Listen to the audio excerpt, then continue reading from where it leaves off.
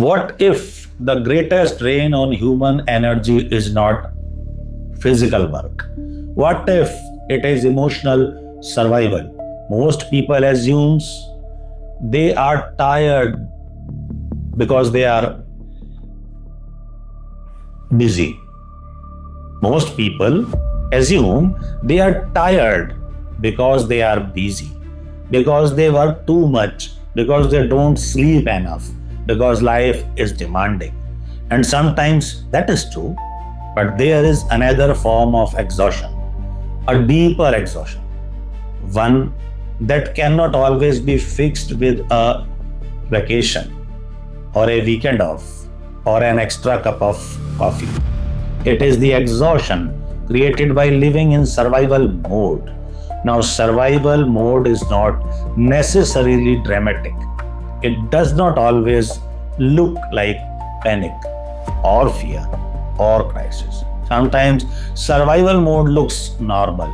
Checking your phone every few minutes, constantly worrying about the future, overthinking conversations, seeking approval, expecting problem, preparing for disappointment, living in a state of emotional anticipation.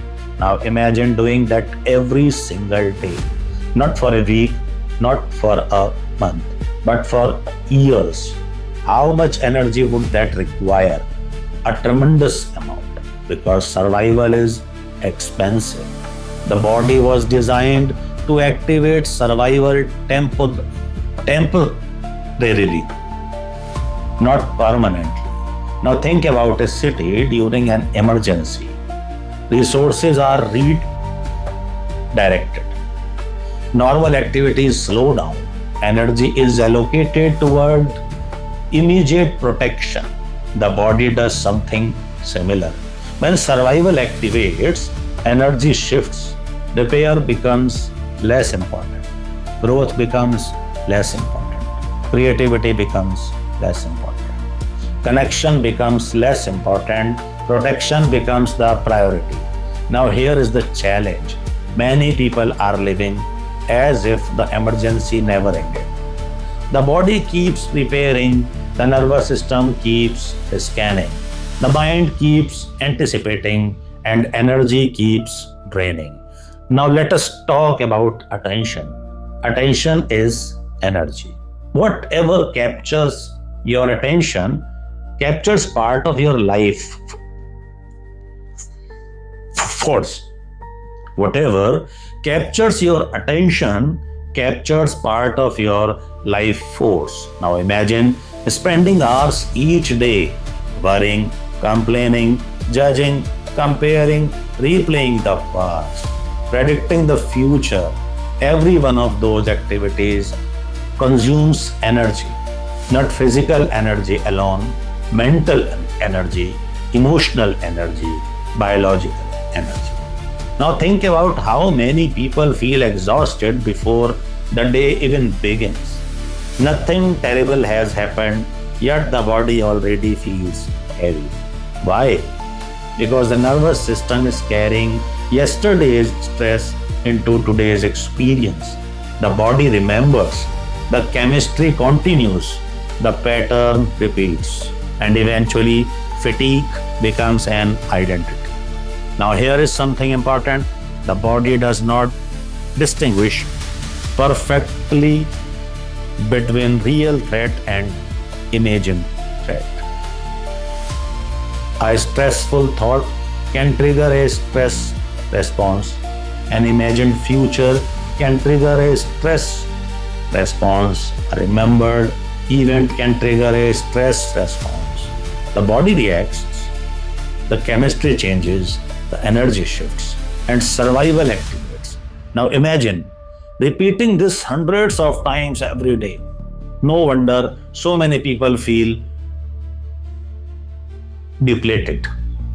Not because they are weak, but because survival consumes enormous resources. Now let us look at creativity. Creativity requires openness, exploration, possibility, curiosity. But survival narrows attention. It focuses on danger, threat, stress protection. This is why stressed people often feel stuck. Not because they lack intelligence, but because survival is using resources that would otherwise support creativity. Now think about relationships. Connection requires presence, listening, empathy, patience. But survival mode often creates defensiveness, reactivity, impatience, distance again. Energy is being redirected. Now think about healing. Repair requires resources. Recovery requires resources. Growth requires resources. But if most resources are allocated towards survival, how much remain available for healing? Now perhaps this explains why chronic stress affects so many areas of life simultaneously. Now perhaps this explains why chronic stress affects so many areas of life simultaneously. Health, relationships, performance, decision making, sleep, creativity, joy. Everything becomes influenced by the same underlying state. Now, here is the empowering truth. The goal is not to eliminate every challenge. The goal is to stop treating every challenge as a threat. Because there is a difference. A challenge invites growth. A threat demands protection. And many people have unconsciously trained the body to interpret life through the lens of threat. Now imagine teaching the body something different, teaching it safety, teaching it regulation, teaching it coherence, teaching it trust. Every time you move from stress into gratitude, from fear into presence, from chaos into coherence, you reclaim energy. Energy that was previously trapped in survival. Now that energy becomes available again. Available for healing, available for creativity, available for connection, available for becoming. Perhaps the greatest hidden cost of survival mode is not stress itself. Perhaps the greatest cost is the life we never fully live while trapped inside it.